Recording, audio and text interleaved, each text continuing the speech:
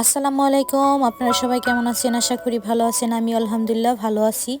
আজকে খেজুরের গুড় দিয়ে দুধ চিতই পিঠার রেসিপি আপনাদের সাথে শেয়ার করব। তো চলুন শুরু করা যাক। দুধ চিতই পিঠার জন্য প্রথমে আমি আতপ চালের গুঁড়ো নিয়েছি। আতপ চালের গুঁড়ো আমি 5 কাপ পরিমাণে নিয়েছি এবং কুসুম গরম পানি নিয়েছি।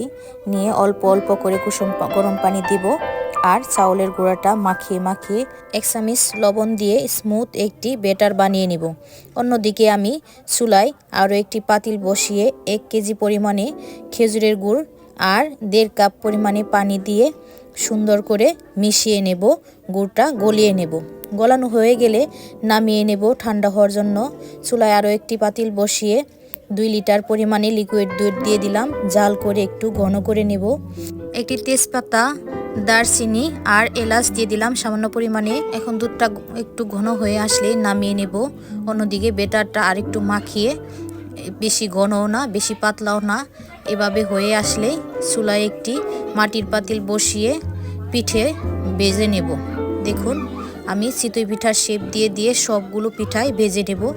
ভাজা হয়ে গেলে অন্যদিকে গুড় আর দুধটা আমি মিশিয়ে নেব। গুড়টা আমার ঠান্ডা হয়ে গেছে, আস্তে আস্তে মিশিয়ে নিতেছি। এই গুড়টা মেশানোর সময় একটা বিষয় মাথায় রাখবেন, গুড়টা গরম রাখবেন না। ঠান্ডা অবস্থায় দুধের সাথে মিশাবেন। দুধ গরম রাখলেও সমস্যা নেই, গুড়টা ঠান্ডা করে দিবেন, দেখবেন যে দুধটা একটু ফাটবে না। একটু লবণ দিয়ে দিলাম 1/2 চা চামচের মতো। এবার দুধটা ভালো করে মিশানো হয়ে গেলে আমি গরম গরম চিতই পিঠা ভেজে এর মধ্যে দিয়ে দেব। সবগুলো পিঠায় আমি একে একে ভেজে দিয়ে দেব। আমার ভিডিওটি যে যেখান থেকে দেখতেছেন দেখার শুরুতে একটি লাইক দিয়ে দিবেন আর এরকম আরও নতুন নতুন রেসিপি দেখার জন্য চ্যানেলটি অবশ্যই সাবস্ক্রাইব করে রাখবেন। পিঠা ভেজানোর 2 ঘন্টা পর আমি দেখুন বেড়ে নিচ্ছি। পিঠা অনেক সফট হয়েছে আর খেতেও মাশাআল্লাহ অসাধারণ। সবাই ভালো থাকবেন, সুস্থ থাকবেন। আল্লাহ হাফেজ।